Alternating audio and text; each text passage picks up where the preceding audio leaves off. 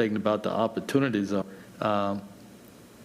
Ask, but it depends on who party has the chamber. Because I think if it's controlled by Republicans, I think it'd be a great thing to talk about opportunity zone, because I'm sure they will continue to push it. But if it's the Democrats, I think that desire for the opportunity zone go away. So, Councilman Eggers, I think you bring a good point, and maybe we separate the two, move forward on the state, and then have flexibility on the national, particularly as it relates to the election date. So that would just be my 2 cents. But opportunity zone, to me, is a great example of how we need to strategically see how the election turn out, if we put it on our agenda or not. Thank you, Mr. Chair. Yes. Now, I think those are good points. I mean, let's not hold up this meeting anymore, because we, like Council Member Winston said, I think we finally gotten to a point where we can kind of have votes and say some things, but I do think we need to probably put an asterisk next to things to say we're voting for today things to make it out of this committee that perhaps the committee itself feels have merit on their own rights. However, as we watch the election play out, there are certain things that become conducive to bringing forward versus non-conducive, and I don't know exactly how to do that today without knowing the results, but perhaps that will become clear as we continue forward. And with that, Mr. Newton, I know, and Mr. Fenton, if you had something to say first, then we'll let Mr. Newton do his overview he wanted. Yeah, thank you, Mr. Chairman. Let me bring up this point. Prior city councils, when they have heard the initial set of recommendations on November 2nd and November 9th, for example, in past years, they have asked the committee, before the council is to adopt the agendas, to take a look at one or two more items. So you do have that opportunity this year. That's good. At your November 16th meeting. Okay, that's perfect then. I think that leaves us an out based on all of that. So with that, Mr. Newton, why don't you go ahead, since you missed last week and now you have an opportunity to give us those updates that you wanted to. Thank you. So I'll give one update on a federal legislative item, and then hopefully I can give one on a state legislative item when that comes up on the agenda. I wanted to just start by thanking everybody for your patience and for understanding why I wasn't able to attend last week's meeting, for your well wishes and condolences as well. I think that the conversation we just had, we're very well served to have that conversation, because certainly there could be items that we might find ourselves in a position to maybe need to exclude, but at the same time, potentially in a position to include. And I think that might be a really great dovetail into the federal legislative agenda item that I'm going to, as briefly as I can, comment on here right now, and that's the Energy Innovation and Carbon Dividend Act. As you can tell, staff recommendation right now is to not take action on that. I would ask that we consider taking action on that. We, as a council, we took the ambitious step of approving the CAP. I believe it was about 1.5 years or so ago. The idea being aspirational in many regards to cut carbon emissions within our city significantly by 2030 and almost outright by 2050. That is something that we did alongside other measures, such as an investment in the Innovation Barn to create green jobs, and also working with Bloomberg to become one of those cities within our nation that really is a beacon for green energy, a beacon for clean, sustainable, environmentally friendly activities. So there couldn't be any piece of legislation that I can put my finger on, whether it be on a local, state, or federal level, that really speaks to those goals more than the Energy Innovation and Carbon Dividend Act. This is an act that is supported by, at this point, and so as of about 1.5 weeks ago, supported by a bill supported by 82 congressional leaders, including our own Alma Adams. It's something that would cut carbon emissions by 40% over the next 12 years. It's not industry prohibitive, so not something that will undermine the industry the energy industry today so much as encourage it to source and seek out sources of green alternatives, so green energy alternatives, and create those jobs. You know, once again, something that we have made an investment in ourselves here within the city. The data indicates that for our city alone, this act, if enacted,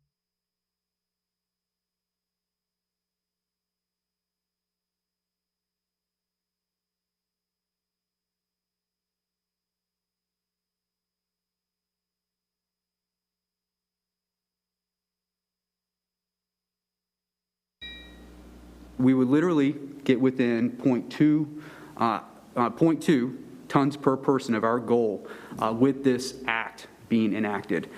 So I think that it's something that, that certainly concerns us locally, something that would be tremendously impactful for us to achieve our goals locally, and why I would ask that we consider including this. Now, having said that, I know that Dana and staff have pointed out that this is something that could be seen as somewhat controversial, and I don't know if that will change, right, with this year's election. So I hope that we can at least move this forward for the council to continue to consider, for us to maybe do a little bit more fact-finding if necessary as well, and then also maybe include, right, depending upon where we're at in the next few weeks. So I'll make, I guess what I'll do, if this is okay, Mr. Chair, I'll make a motion to actually include this in the legislative agenda.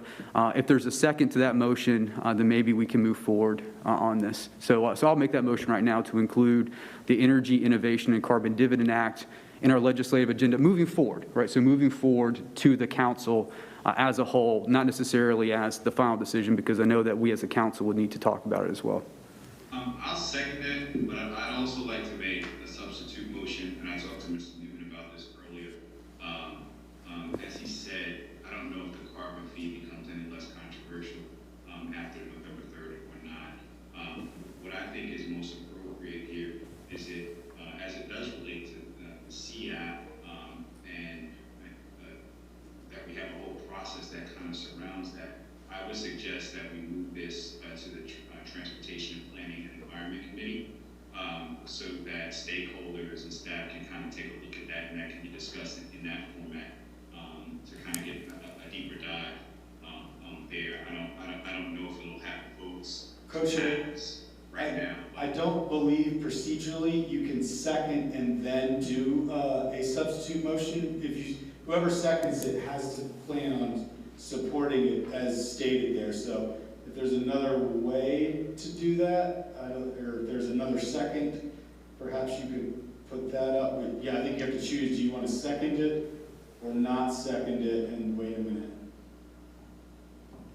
Well, I'll just second it, and we can up and down vote it, and I make my suggestion second. Okay. Does anyone have any other comments?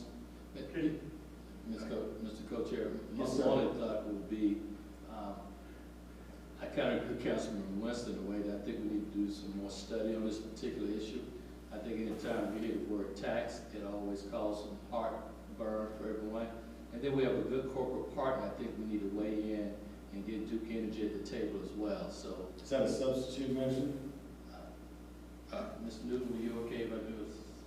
Yeah, so, and maybe I would ask some more clarity from Dana on this, because I think part of my concern too was the failure. So in the recommendation,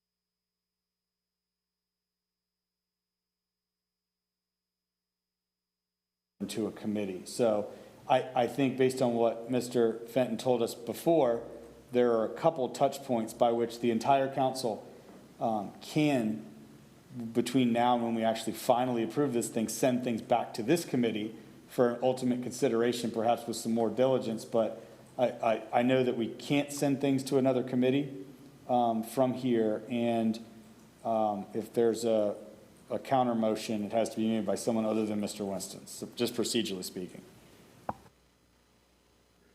So what was your motion again, Mr. Mitchell? Thank you, Ms. Newton. My motion was to defer this item to the mayor and have them ask the mayor to reassign us to the TAP committee with additional input from Duke Energy, one of our corporate partners. Is there a second on that? I see the mayor nodding. I'll second that, because that is an authority that she has to Great. put it in the committee. And I think with that committee having the environmental issues on its plate now, it certainly makes sense. And I think that there is a big impact, potentially positive or negative, 2 weeks from tomorrow in terms of who's in control in different chambers of government. So just for clarification, it is to send that one to the mayor to consider, and then approve the legislative agenda as staff has proposed? for the mayor to re-refer it to what is probably the appropriate Right. first committee to take it on. But my point was, and approve the staff recommended federal legislative agenda as a holistic? Yes. Okay, good. So that's all one motion, or was that two Yes. motions? Okay. It was just, I mean, we were, So then, yes. that's what we're second. contemplating on this agenda item, so I think that would be the cleanest, quickest way to get it done. And I appreciate, so, go Yep. ahead. Mr. Can Co-Chair? I ask Mr. Mitchell if he would consider changing his language to members of the CF advisory or stakeholders group, so that we don't just single out one partner? I know there are a lot of folks that quickly can kind of give their opinions on things like this. Councilman Winston, you're exactly right. I think as many stakeholders around this as possible, so thank you, sir. Good. It seems everyone's nodding to that. So if anyone else doesn't have any other comments, Can I Yes, Can I ma'am, just say Madam one Mayor? other thing, Mr. Chair? I think that the issue is the energy innovation, the issue is the tax, because I believe we have agreed, if I recall correctly, we have an agreement to meet the goals with Duke Energy already. But I'm not sure it's the taxation question. So I know that we'll be sending it to CAP, but really I think this is a how question, not the what question. All of us have the same goal, and we've all agreed to that, but the question is just how are you going to pay for it? And I don't know. I think that we can send it to, I know what the council and the advisors are going to say, and it's in our plan, and we've agreed to it. The question is, do we support it through a carbon tax, or are there other ways to pay for it? So when I'm clear, when we send the motion, the referral, it will be not about, questioning whether or not we want to do our goals. It would be a question of what are the choices that we have to pay for it more than anything else. that seems very reasonable.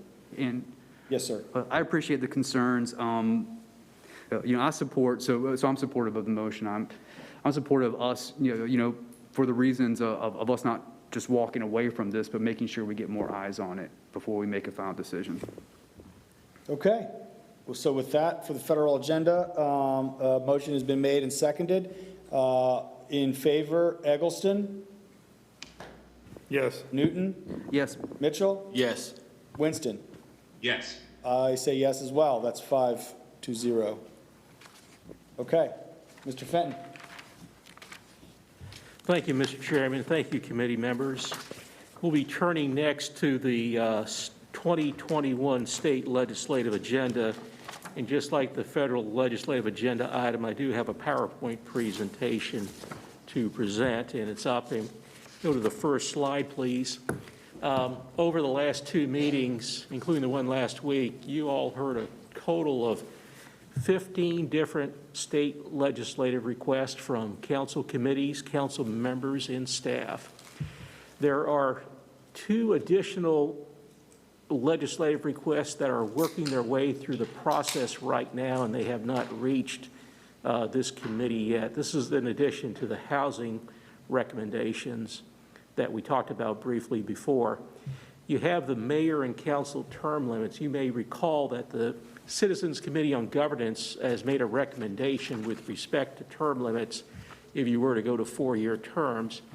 And that committee held their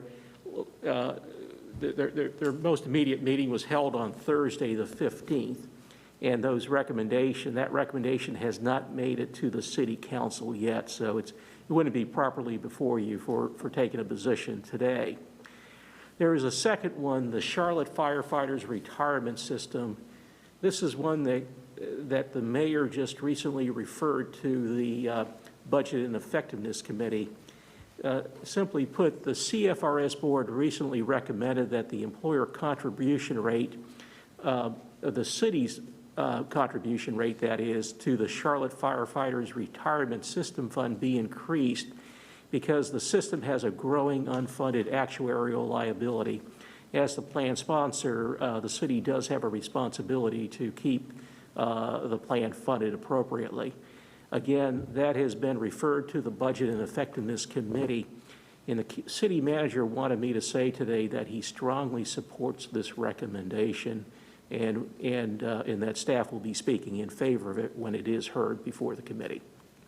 And I don't recall when that committee meeting is. I seem to recall might be late next week. If I don't know whether Ryan Bergman from the budget office is on WebEx or not, but if he could confirm that, that would be appreciated. It's next Tuesday, Dana. Next Tuesday, which is, today is the 19th, I would make it the October 27th. Yes. Thank you, Ryan. Yeah. Okay, great. Next slide, please. And also, we spoke before about the 3 housing issues that were considered as part of the federal agenda that are still in the Great Neighborhoods Committee. We have the same situation with respect to the 4 state requests that the Great Neighborhoods Committee is considering, and those will not be considered for the agenda at this time. Last week, ladies and gentlemen, when you heard the various requests, and in addition to the charts that assessed each issue, you dropped some very, very good questions about where our Mecklenburg delegation,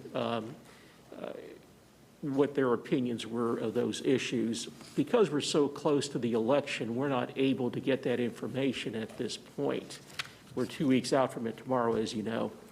But I did put together a list of points that I have learned from our delegation over the last 11 years of things that they value in a legislative agenda. And I'd like to briefly present those. If we could go to the next slide, please. One of the first things I heard about from members of our delegation was that the requests that you make need to be actionable. We've talked a lot about this, that the goals need to be clear and concise, and usually aspirational goals are discouraged from being put into the agenda. The requests need to be prioritized and also need to be a reasonable number of requests. We have tried as a practice to keep the number of requests to around 5 or 6 or 7 different items. And then also what I've heard very strongly about is about collaboration, working with our partners around the state and in the community. And that so that the collaboration, we need to demonstrate that we've been working with the key influencers on these types of things.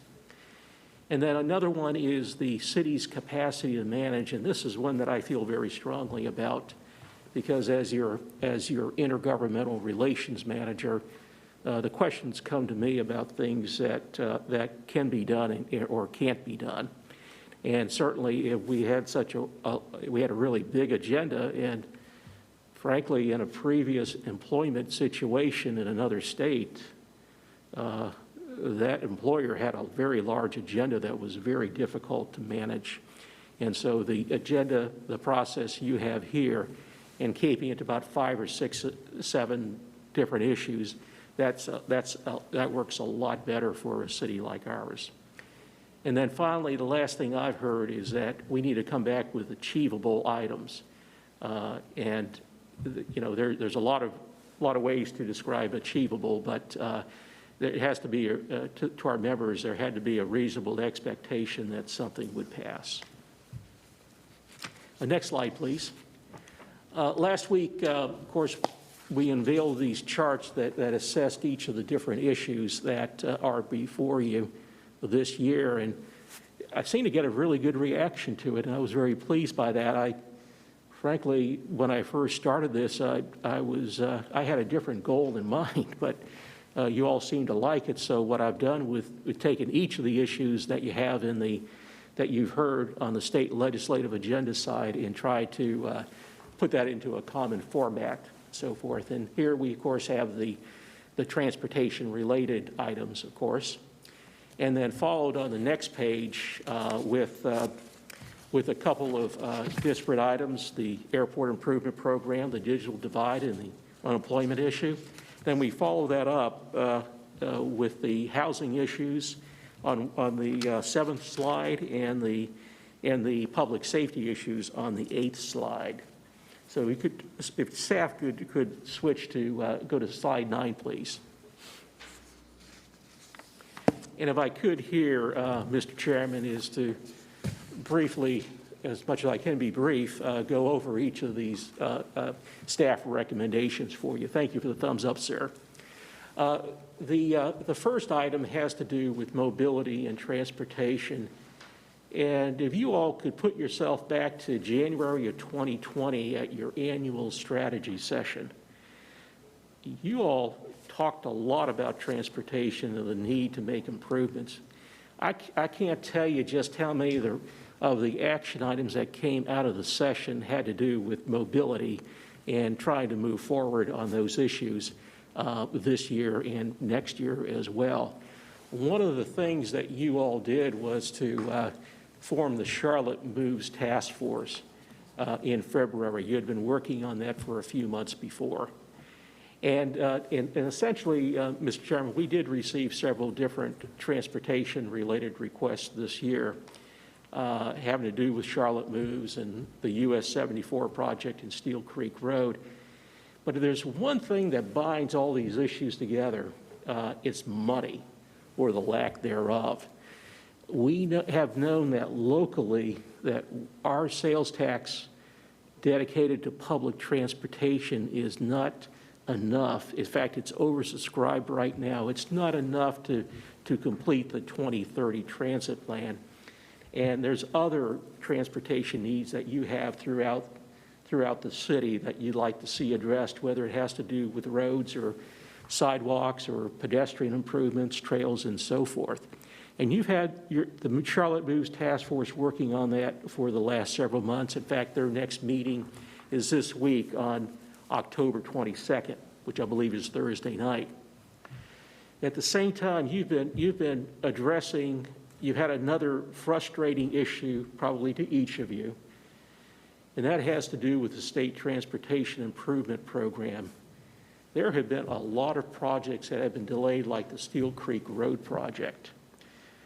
And some of that is due to the pandemic, but also some of that is due to other factors. And right now, ladies and gentlemen, there's probably about, at last count, there's about 61 projects in the Cartpo service area that are being delayed because of the resource limitations of that NCDOT is experiencing. 61 different projects. I don't know how many projects there are total, but that is a lot of projects, not just Steel Creek Road, but others throughout the area.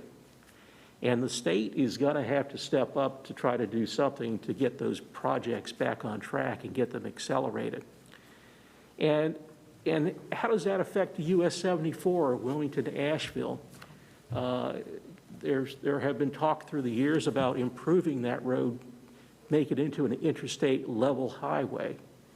If the state were not to address the situation it's in now, the fiscal situation with respect to transportation, then projects like US 74 to Wilmington, from Wilmington to Asheville, make it interstate, are not going to happen. And I don't think that on these projects you can count on the federal government to fill in the gap, and certainly don't think that the city of Charlotte is able to fill in the gap either. It's a huge problem. One of the other problems I may have cited last month with Steel Creek Road is the cost estimates have gone up for that project. It was about a $62 million project several months ago. Now it's a $164 million project. That's over a $100 million increase. That's more than a 100% increase of the cost of that project. So there are some big issues out there all around about, there's a lot of different Steel Creek Road projects around, folks. That's what I'm trying to say here. So what I placed before you here for your consideration today is a placeholder position so that later on you can consider the recommendations of the Charlotte Moves Task Force. They're supposed to come back with their recommendations in December, and we expect that those recommendations will be before you that month and in January for your consideration. And then the second set of recommendations has to do with the NC First Speak to Commission. this. Can I, before we move on, can I speak to this? Yep. So, you know, I think that this is a great example of something that we've talked about. How do we kind of deal with all of these issues? And I like it. The only thing I want to, if we do pass this particular statement, I do want to find a way to put some action behind it. You know, when we present on November 2nd, I would say if this does make it out of committee, I would like to ask the mayor to kind of put this statement back into committee so that we can kind of think about, I think Mr. Mitchell mentioned something about this. How do we as a committee kind of reach out to those key stakeholders, especially other elected officials, so that we along with staff can kind of work on building that regional support. This statement is only as good as the paper it's written on, if there isn't any kind of action to kind of push that forward. That makes sense? Committee members? Like, I mean, I could see like this statement, you know, we could reach out to we could put this on a piece of paper as a statement from the committee to reach out to other people so that we can actually, I don't know, make this a reality at some point in time. Yes, Madam Mayor. So I think that this is absolutely where we not only need to continue to do, but we're going to be at this for a long time to be able to get the kind of support that's necessary. But I wanted to just make sure that we have a plan, and I believe that Ty is working on, with Dana's assistance, a way to get those key stakeholders. The committee is made up of 25 people, half of whom I say would be involved in, would be defined as a key stakeholder with a direct line of accountability. For example, mayors in other communities in the region. But we've also expanded the MTC to include all the mayors in the region. We now have, they're non-voting members, but they have been here for this will be 2 years that we've done that. So I think that what you're saying is absolutely key, that the key stakeholders have to continuously be provided information and reports. My understanding is that Ty is still presenting these to every level of government. A large part of this is going to be working with the federal government and the state leadership in DOT. And I think it's going to be a very, very difficult task to make sure that we do it right, but I think we're up to it. I think the staff has done a great job, Mayor Gant and the 25 other members, which if you've watched any of their meetings, you can tell. But I also think that we have models across the country that we can follow that have done this. So I would agree with Mr. Winston that we do this in a way, keep it there, but expand perhaps with the key stakeholders a strategy around that. And if I may, I completely agree with everything the mayor said, and my comments are really, you know, I hear my colleagues over and over again wanting ownership over decisions that we have to make. So kind of my suggestion kind of also falls in that line.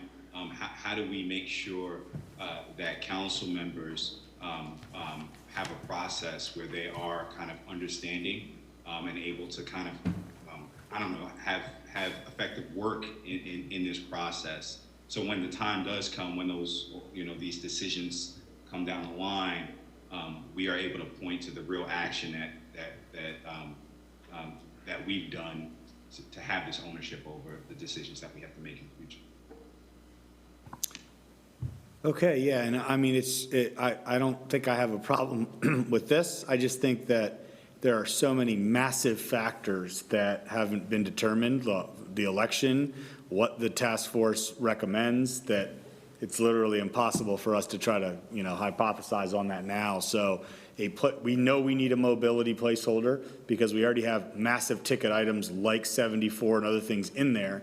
And I think that, we're just going to have to, I think the timing is what makes the most sense of post-election, post-recommendation by task force and those things. We have to sit down and kind of weave together what that mobility one looks like on the fly, but we can't do that ahead of time. So I think that makes sense. Does anyone else have comments on those? Dana, I don't think you're through, right? I just wanted to say, Mr. Chairman, I think this has been a very good discussion. I really appreciate you all speaking to this item. I just want you all to know that this is a very staff-intensive issue. It's going to take a whole lot of work. This is a major issue for the city, and it's going to be a major issue for us in Raleigh. So I just want you to know that up front, and I think this kind of helps with my explanation of the capabilities of what we can actually take on as a city in our agenda. And I add that I think it's just as important as our 2040 comprehensive plan. This is a 2040 plan for this community with the idea of how do we build and make it possible for people to move between places in the city. And I don't expect that it's going to be done in the next session of any government, federal, state, or even our own local government. This is a plan and a process to incorporate local, regional, state, national. Thank you. Dana, are you done with the slides? I think I'm done. Okay. If committee members are ready to move on, I guess. Mr. Newton, I think, did you want an opportunity again? Yes, sir. So thank you again, everyone, for your patience and understanding. Just wanted to, don't know if we touched on one of the finals, so slide 12, but there were a list of staff recommendations for us not to take action on. One of those being the unemployment able to work item, and I just wanted to take a moment of your time and speak to that very briefly. This is something that came to my attention here since COVID. We, of course, have our workforce development, our small business goals. We want to support the initiatives of small business. We want to make sure that when they invest their money or make payments to the state, that they get the full value of those investments. And at the same time, too, I think we want to make sure that we are supporting workers, all workers. That includes disabled workers, those folks that are in the workforce striving to become self-sustainable. And that's where this particular issue, I think, comes to a head. One of my constituents, through an organization called Avocations, had reached out to me. It's not the only person affected by this, but brought to my attention that if you're an individual who is disabled, eligible for Social Security disability, you are also, at the same time, ineligible to receive unemployment benefits. And it's because of this able to work concept. That terminology that defines the ability to work as someone would fall within that category. Well, you would be excluded from that category if you receive disability benefits. And to be clear, I'm not just talking about disability payments. I'm talking about health benefits. And that's actually what happened to or is happening to the individual that, my constituent who contacted me, he's not receiving disability payments. He's actually just, getting health benefits associated with the Social Security and his Social Security disability, and that has made him ineligible, even though he works, even though his employer, small business, pays into the system. He's not receiving the value of that unemployment benefit back that everyone else receives. And so I kind of view this as low-hanging fruit, in that we're talking about just a tweaking of a state statute, something that does have relatively broad support. Autism Speaks, I think Dana had mentioned this last week. Autism Speaks is actively working on this as well. And I think what we're talking about here is not having to place people that are unfortunately already at a disadvantage, that are working towards self-sustainability, in the position of having to choose between disability that they would be entitled to and unemployment benefits that they should likewise be entitled to. So anyhow, I would ask that we consider moving this forward as a part of our legislative agenda, our state legislative agenda, from the standpoint of,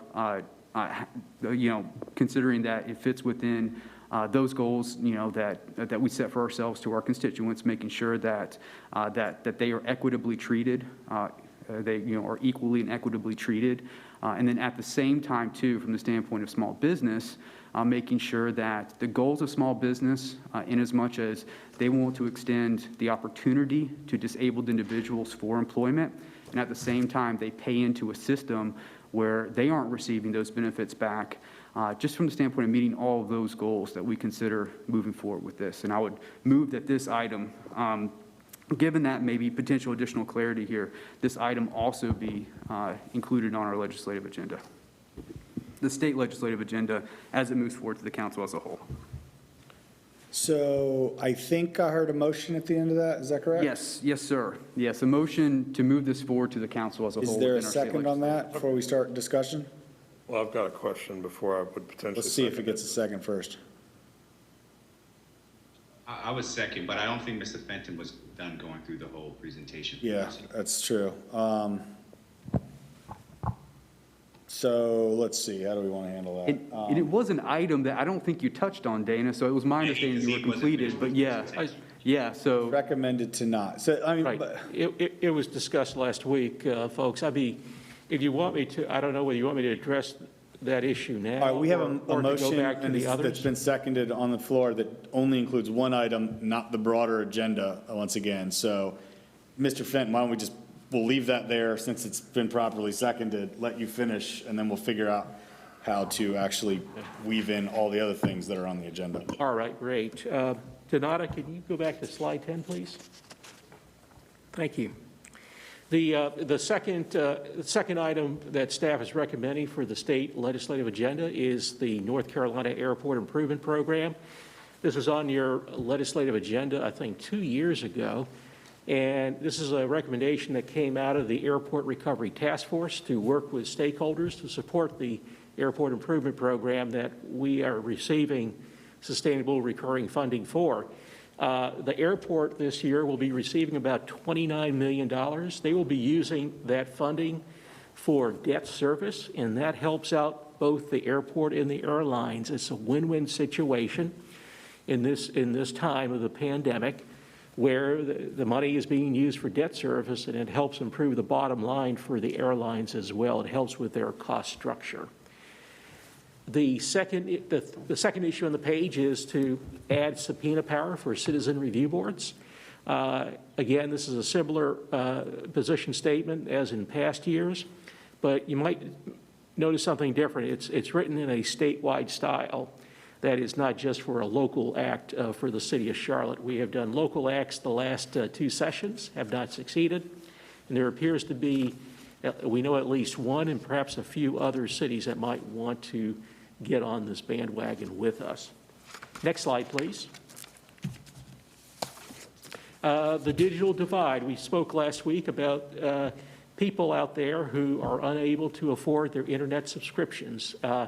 This would be legislation that would aid low-income households in paying for that service cost. And I think the statistic I saw is that in this county, there's about 56,000 households that do not have internet service, because probably a lot of it may be because of the cost. We spoke before about deferral of the action on the 4 housing issues that relate to the state, since those are still in the Great Neighborhoods Committee. Next slide, please. And then we get to the last page of the staff recommendations, and there are a few things here that we're recommending not to take action on. The first has to do with the crisis response teams. We spoke last week about the state budget issues that are before us. Also with this issue, crisis response teams, you would probably need to have a local match. Right now, there are 8 law enforcement officers who are part of that team, along with a cohort of clinicians. And the cost of the law enforcement officers' salaries and their equipment, things like that, is roughly $1 million a year. And so I'm not sure at this point whether the city would be able to provide an appropriate local match for that or not.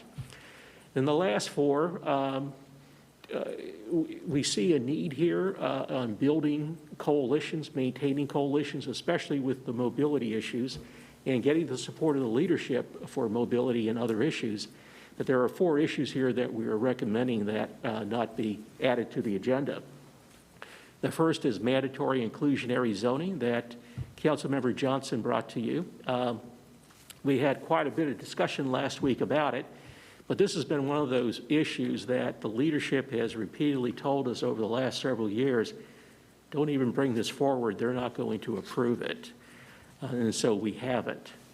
I certainly understand the dilemma that we haven't asked for it, so therefore we don't really know, but based on their other actions with respect to planning and zoning issues, we are of the mind, one mind among lobbyists around the state who work for local governments, that the General Assembly will not take this up.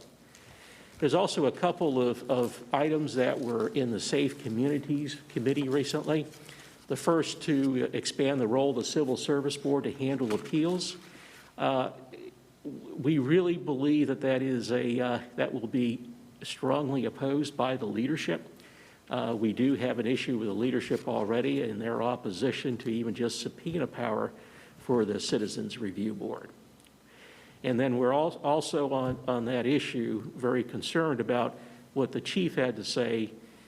He was concerned about law enforcement officers' due process rights if the Civil Service Board were to get in the business of hearing appeals from the Citizens Review Board.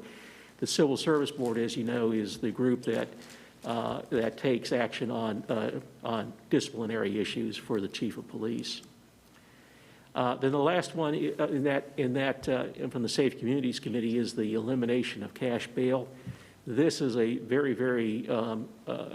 there's a very strong lobby in favor of cash bail process. The lobbyists who work in that area are very, very close to the leadership. One of them is a former Speaker of the House. The other is a former Senate Rules Chair, who both of them were part of the current majorities that are in the General Assembly. And then finally, unemployment able to work. I appreciate the issue that Mr. Newton brought forward. And in doing some legwork for him on this, I was very impressed by the young man who is affected by this. And what he's trying to do for himself is very admirable. The issue we have found is that this is essentially a private sector unemployment issue. And being in the public sector, we are actually we're all part of the same big system of division, under the Division of Employment Services at the state, or Division of Employment Security, excuse me. But there's a slightly different system for how private employers and local government employers are treated by the Act, and how they are paid, or how those entities make contributions to the unemployment system. And I don't know at this point, committee, as to whether this would be a quick technical fix or whether it has ramifications, financial ramifications that go beyond just a technical fix. So this is a situation of we don't know what we don't know at this point. And for that reason, we were recommending that it not be included in the agenda.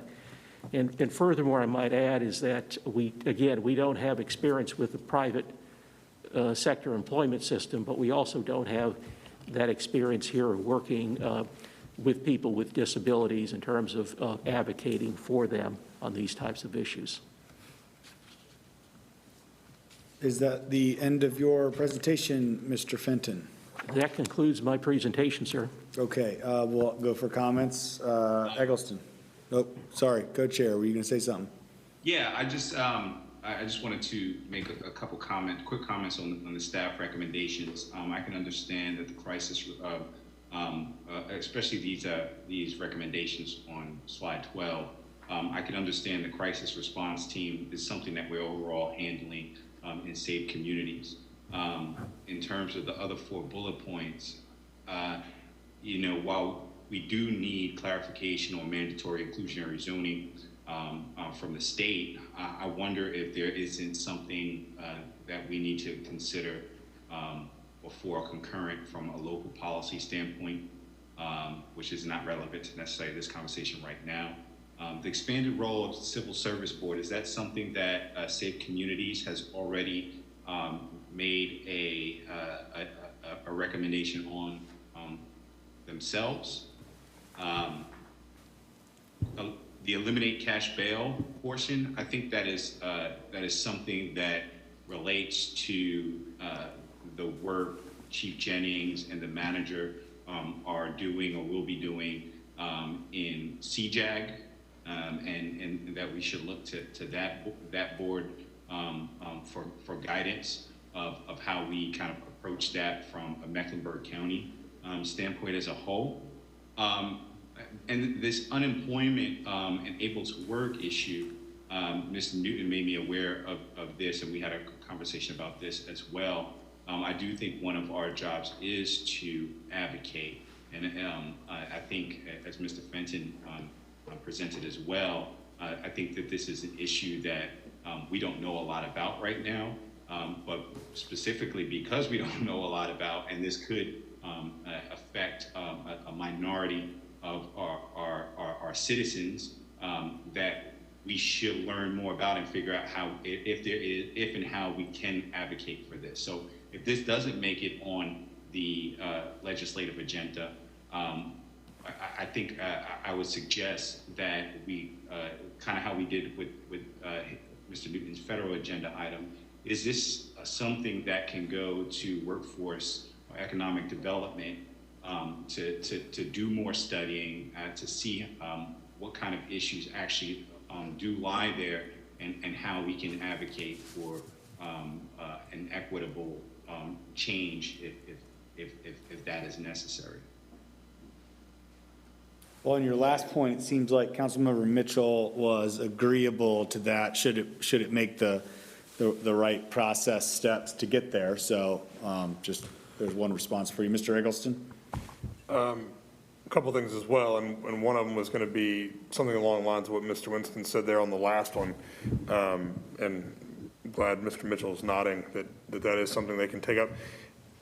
I guess my question for Mr. Fenton is, on all of these things, have we or can we identify the folks who might be in the minority in either chamber now that were their party to take the majority in 2 weeks, we could expect to be the lead champions for these issues? We know in our delegation, each of the members has, as we do as council members, certain kind of pet issues that are of high importance to them, and are the things that they really want to fight for.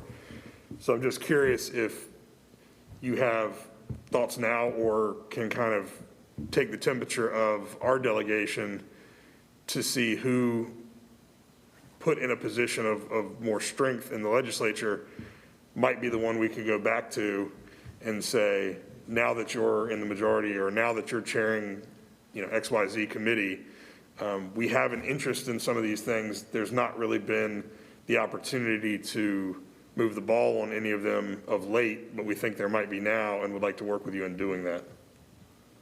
Mr. Eggleston, we can always do that if that does occur in 2 weeks from tomorrow.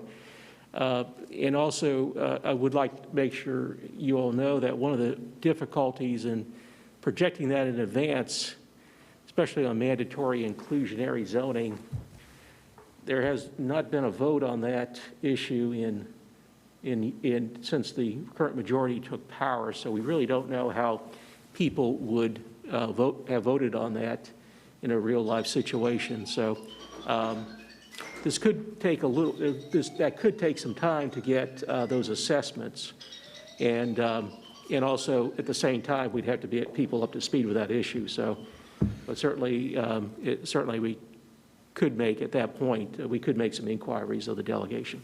I mean, I think that we've done this in the past to good effect, made sure that we're finding opportunities, though this year, obviously, those opportunities might look different than they have in the past,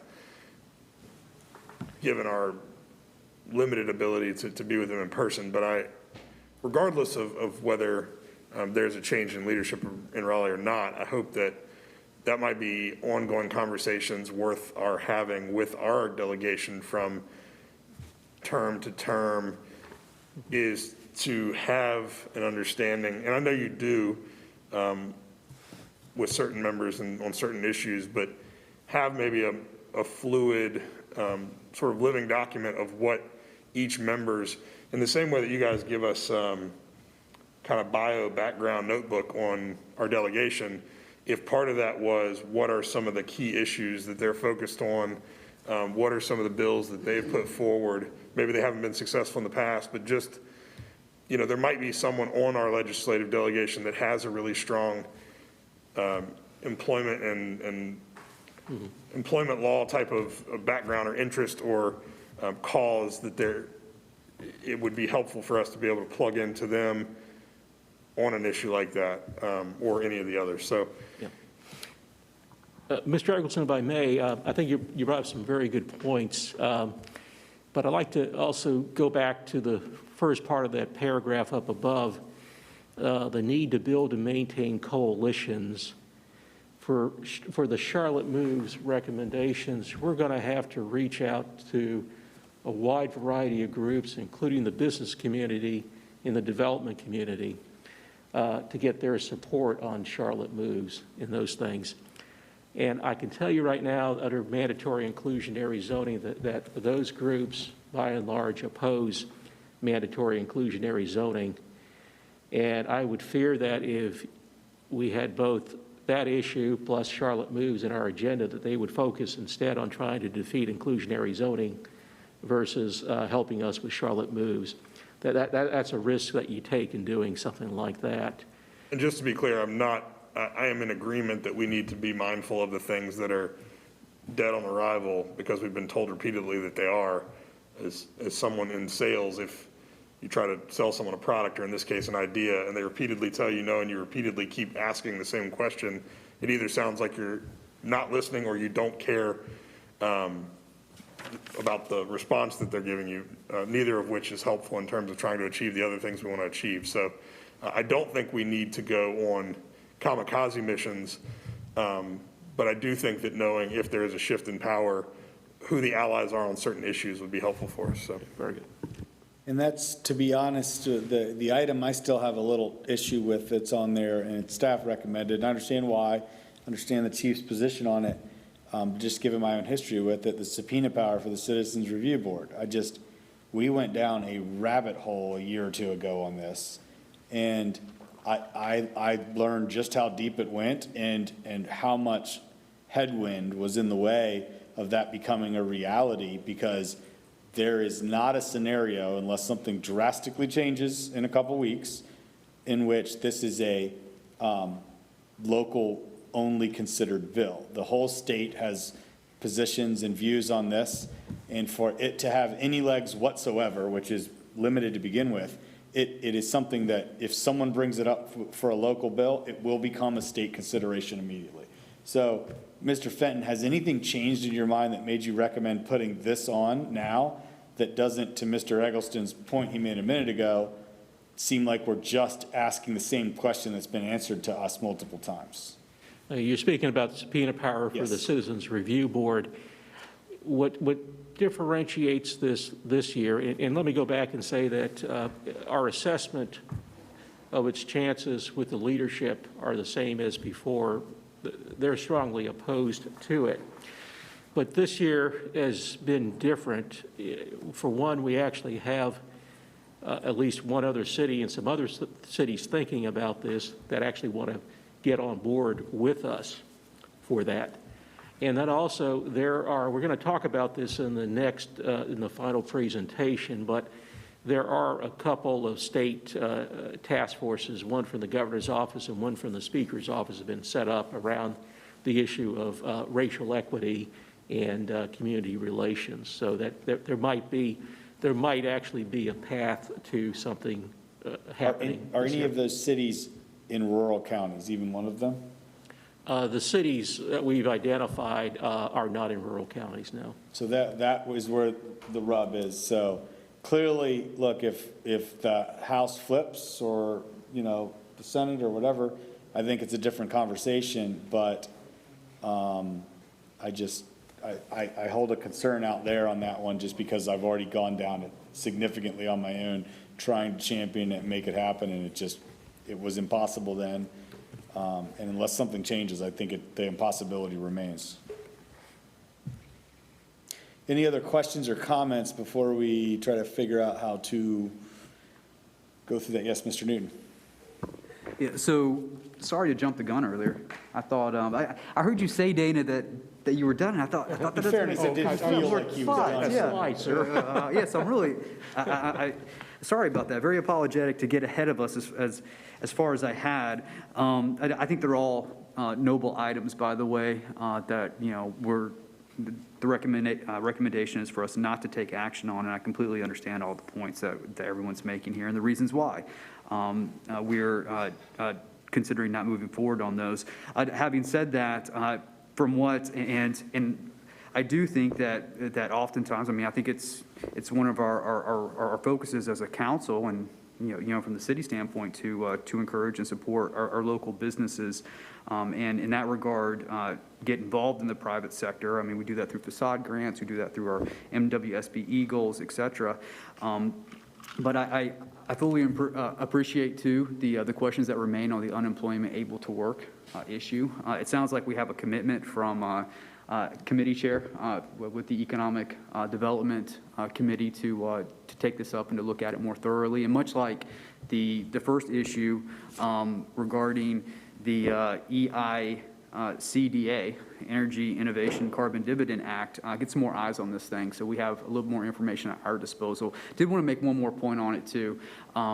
This is something, so certainly it's come to my attention through a particular constituent, but it is also my understanding that it is something that affects a wider range of disabled individuals who work very hard, are very proud of their ability to be self-sufficient and sustaining, and this does put, so the current law doesn't make it much more difficult and not, I would say, in an unfair, inequitable way. So to the extent that we can continue to look at this and maybe take a stance on it in the near future, I'm all for that. So thank you. Thank you, Mr. Chair from the Economic Development Committee. So, with that being said, do you want, either you or Mr. Winston want to retract your motion or second putting it on the agenda right now, given it has another path, or do we want to vote on that? Oh, it's a good question. Mr. Chairman? Yes. I'm sorry to interrupt. You might need to have a motion that's similar to the one you made on the federal legislative agenda where you ask the mayor to refer it to Workforce and Business and Development. I'll make a substitute motion that we approve the state recommended legislative agenda as well as refer the unemployment able to work issue to the mayor for hopeful re-referral to the Economic Development Committee Do I have a second? Second. Good, that was all the people that can motion and second that are not spoken for. So with that, I'll just make a quick comment that I have significant issues with the, as I've mentioned, the subpoena power for the Citizens Review Board. However, I will take those up when we have a full council dialogue rather than hold up all the rest of the good work that's on here. So with that, does anyone else have comments before we call for a vote? Okay, let's call for a vote. Councilmember Co-Chair Winston, Yes. Eggleston, Yes. Newton, Yes. Mitchell, Yes. Bakari, yes. Okay, that's 5-0. What else, Mr. Fenton? I believe that's the business of the day. One more item, Mr. Chairman. Yes. I think we can go through this one pretty quickly because it probably needs to also be taken up again next month in November. Well, first of all, let me thank you very much for your action on the 2 legislative agenda recommendations. Thank you very much. This has to do with the Citizens Review Board. There was an item that was referred to the committee about developing a strategy to get the subpoena power for the review board, and that was essentially the policy question that came from the mayor's office. So I want to take you through a little bit of history here and some current information that might help, and then a suggested path forward on this. Next slide, please. There was statewide legislation in 2015 and 2017 that would have provided the power of subpoena. It was a statewide legislation. It also empowered these boards to do investigations of police misconduct on their own and make findings and decisions, disciplinary action of police officers. And that legislation never went through. Former Representative Rodney Moore was the primary sponsor of that legislation. Then, of course, in 2017 and 2019, the city did request subpoena power, and of course, it did not proceed those years. In those years, 2017 and 2019, the other cities that have review boards that are similar to that of the city of Charlotte, Durham, Greensboro, and Winston-Salem chose not to seek the power of subpoena for their boards those years. And I remember personally talking with their staffs about this, and the issues that we were facing here just were not either prevalent or they chose as a policy matter not to pursue it. Next slide, please. Currently, I can tell you that those 3 cities have not yet started their legislative agenda development processes, and so we haven't really got an idea as to whether they might be interested or not. But earlier this year in February, the city of Raleigh did form a police review board. Now, that board does not have the power to review the disposition of disciplinary charges against a police officer like what our board has, but at the same time, they have requested subpoena power from the General Assembly. In June, the city of Fayetteville also formed an advisory board, and again, it's like the Raleigh situation. They don't have that power to review the files of those charges. And we haven't heard yet as to whether Fayetteville is going to seek subpoena power or not. They're also talking about independent investigatory powers for their board as well, which is something that the city council here has not requested of the General Assembly. Next slide, please. A couple of task forces were set up. The governor set one up earlier this year on racial equity and criminal justice. One of the work groups is headed by the mayor of the city of Fayetteville, and they talked a little bit last week about the forming citizen review boards with the power of subpoena.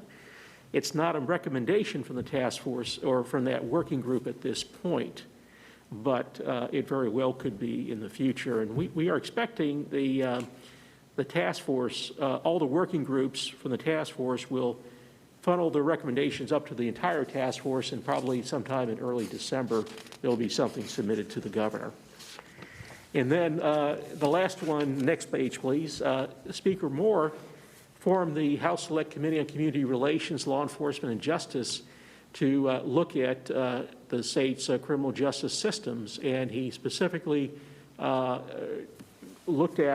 specified looking at the relationships between law enforcement and its communities. And that's course, that was an issue that was talked about in the 2016 letter to the community from the Charlotte City Council. Now, the power for review boards to have subpoena power was submitted as an issue for consideration by the committee, and they're expected to make their recommendations later this year. Next slide, please.